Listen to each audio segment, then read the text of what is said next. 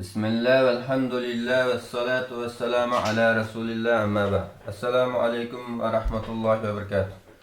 Hazır huzurunuzda sunduğumuz Şeyh Ali Tantavi'nin Ahli Salib ve Moğollarını tezbiktirgen Sultan Baybaris namlıq makalesi.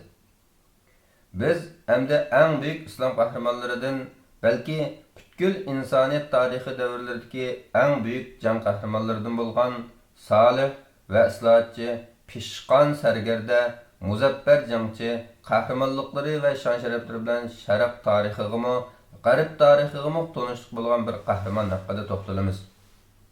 Bu gigant qahramon kayni-kaynidan maydonga kelgan 3 büyük kişinin biri bo'lib, birinchisi ulusalgan, ikkinchisi qo'pirgan, uchinchisi tamomlagan. Natijada ular islom diyorining bir parchasini mustamlaka kirizlaridan tozalagan va uningda izzat va sharaf qo'rg'oni barpo qilib, mertlik ve kahramanlıklar dünyasıga asrlar ara o'chmas bir sada qoldirib ketgan. Ular bo'lsa Nuriddin, Salahiddin ve baş kahramanımız Zahirshah Baybaris'tir. Sultan Baybaris aslida Mamlukilerden, yani qullardan tariximizda hayron qolarliq ajoyib sahifalarni ochgan ana shu toifadan edi. Xuddi tovar mollariga o'xshash bozorlarda sotiladigan qullarning hayal o'tmay hör kishilarni patimidan tutib boshquradigan podshohlarga aylanishidan hayron qolarliq ish bormi? Mamlukilar davri davlatni, hokimiyatni qullar hörlardan tortib elib olg'achqa islom tarixidagi hijolat davridir. Lekin bu davr mundaq 3 xil ortiqchilikdan xoli bo'lmagan. Birinchisi, bu davr ko'pincha holda yaramliq hukmdorlar davri bo'lgan. Chunki podshohlik ularda otidan balaga qoladigan mirosxo'rlik bo'lmagan, balki podshohlik eng kuchliga, eng yaramliqqa mansub bo'lgan.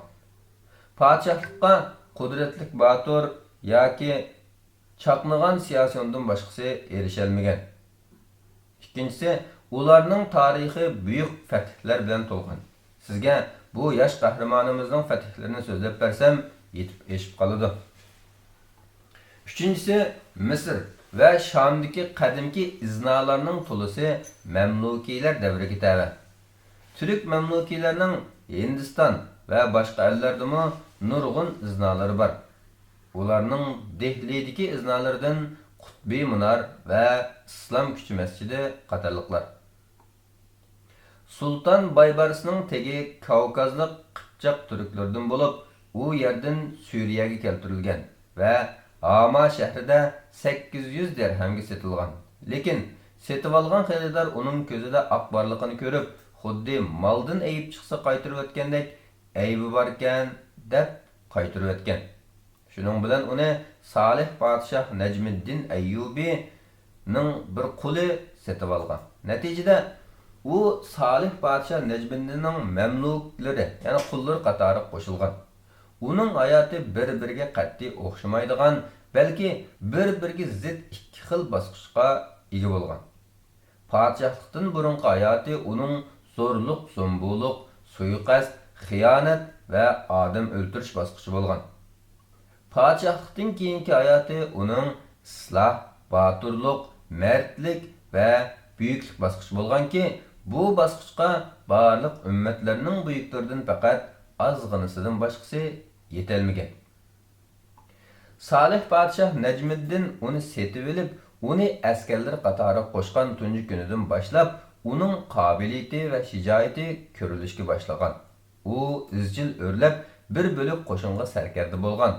U o'z qo'shini bilan Aziz Louis deb tanilgan Fransiya podshohi 9 Louis rahbarlik qilgan Ahli Salib qo'shinlarini mag'lub qilib, uni asir olgan ve Mansura shahridagi Qozi ibn Luqman sarayida qamab qo'ygan edi.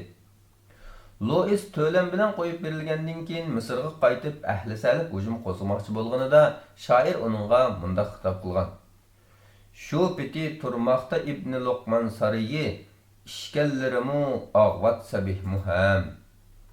Ondan u podshoh Najmiddinning o'g'li Turan shohni qasdlashga qatnashib, qisqa muddat yomon tarzda hukm surgan Shajaratud Durning yo'l ko'rsatishi bilan Turan shohga xiyonat qilgan. Ondan ular Shajaratud Durni İzzuddin Aybek'e yatliq bo'lishga qistagan. Andın bu ayal eri uchun taxtdan tushib bergan. Natijada hokimiyat sherikchilikka aylangan. Baybars shu ishlarda ularga sherik edi. Bu uning chiriklik, parxo'rlik va zulm davridir. Hatto tarixchi Taqiyuddin al-Maqrizi u vaqtda Yevropa podshohlarimi chiriklikni buningdan oshira olmas edi deb rost aytgan edi. Andın şirikler o'ttirisida ixtilof yuz berib, Shajaratu Dur erimu İzzuddinni o'ltirdi. Ular qo'pib Shajaratu Durni o'ltirdi. Çirkin ve davalg'ushliq bu davrda Sharqning eng yiroq tarafidan Misrgacha oldiga yo'liqqan barliq islom davlatlarini yo'qotgan, Abbasiylar xalifaligining taxtini o'rib tashlab, Bag'dodni xarob qilgan, jimi kishilar islom dunyosi taqovul turqidek hech kim qolmadi deb qaragan Mo'ng'ul qo'shinlarining Misrga qarab yuzlanganligi to'g'risida Misrda cho'qonlar ko'tarildi. Shu yerda atoqliq olim Shayx İzzuddin ibn Abdussalom o'tirib chiqib, kishilarning qalbidagi iymon ruhini urg'utib, ularning ko'ngillarida qahramonlik yiltizlarini bixlandirdi va ularga mahir sarkarda Qutuzni podshoh qilib tikladi. Qutuz Misr qo'shini bilan yurish qilib, Hijriya 658-yili Ramazonning 25-kuni, milodiya 1260-yili 3-sentabrda Ayn Jalut jangida Mo'ng'ullar bilan ro'barolashdi.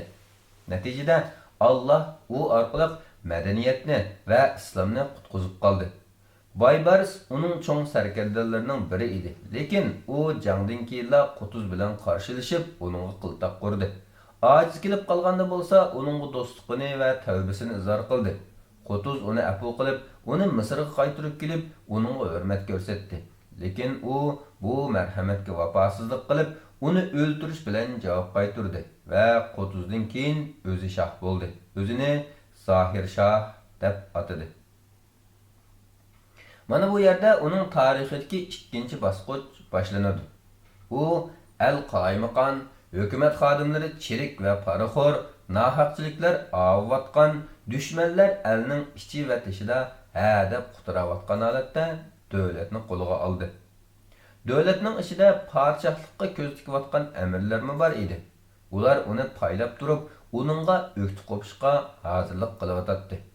Davlat sirtida bo'lsa, Mo'ng'ullar bilan Ahli Salibdan iborat islom tarixida tanilgan eng kuchli ikki dushman bor edi. Shundaq besimlar oldida bu bir odam qanday qilar? U haqiqatan hayron qolarlik ajoyib bir ishni qildi. U chak-chekidan bo'silib ketgan bu davlatni, bu chirik hukumatni eng cho'ng islom davlatlaridan biriga aylantirdi. Sharq va G'arb ikkili tarafga qarshi turib, Mo'ng'ullar bilan Ahli Salibga bir vaqt tang urush ochdi. Natijada u ikkilisi ustidan zafar quchdi.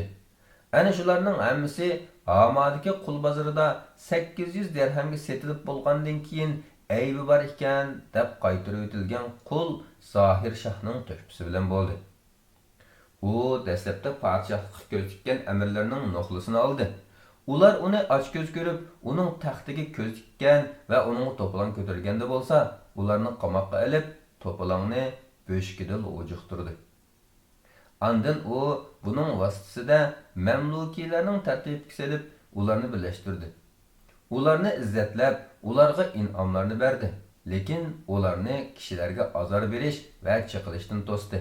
Ularga elde bir podshohning, bir hukumatning borligini, qalayimqonchilik davrining oyoqlashganligini ko'rsatib qo'ydi.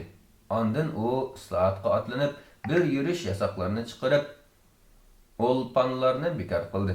Nahaqchiliklarni chekladi. Baj ishlarda yo'lliq, adil qonun chiqardi. Sotni isloh qilib, 4 mazhabga 4 sotchi bekitdi.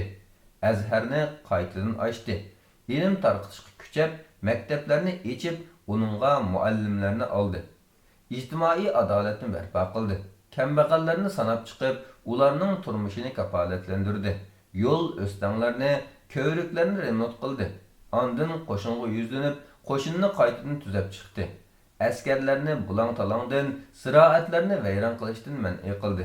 Ularni o'zining bayrog'i ostiga jamlab, ularni mashqlantirdi. Aroq-sharob va buzuqchilikni tark etdi. Andın o nazarini tashqi siyosat qaratdi.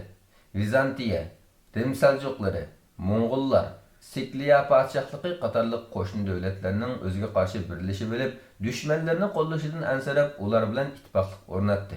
Andın bir qator cho'ng urushlarni boshladi. Sizlarga bu janglarni sifatlab, uzun so'zlab bera olsam-chu kashki.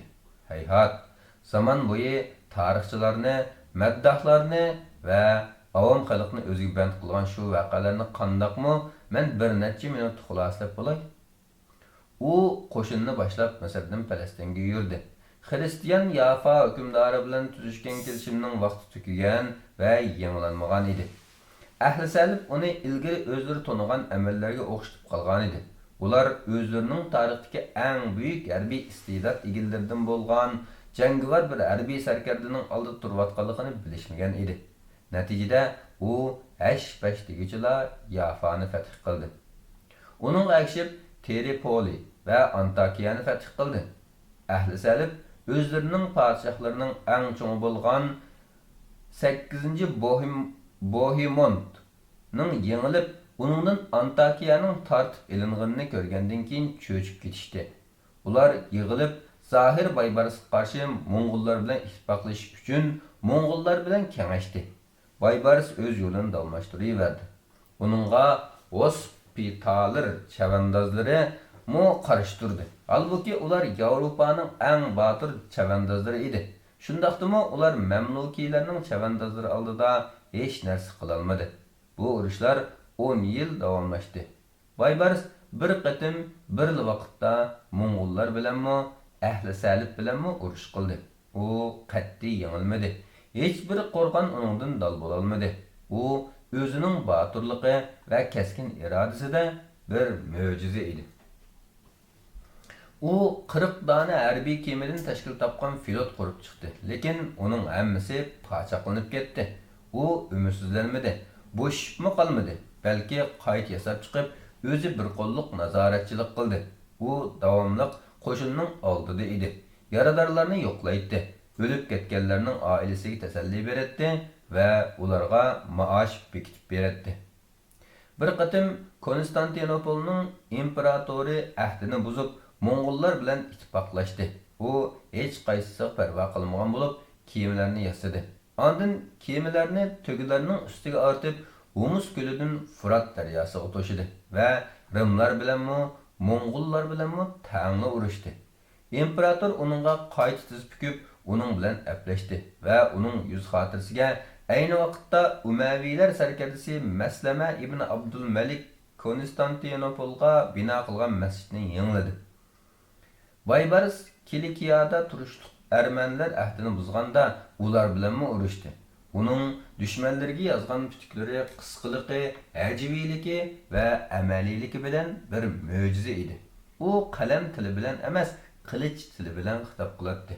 Amaliyatchan odam gapdan bo'lmaydi. Gap ko'p odamning amaliyati oz bo'ladi.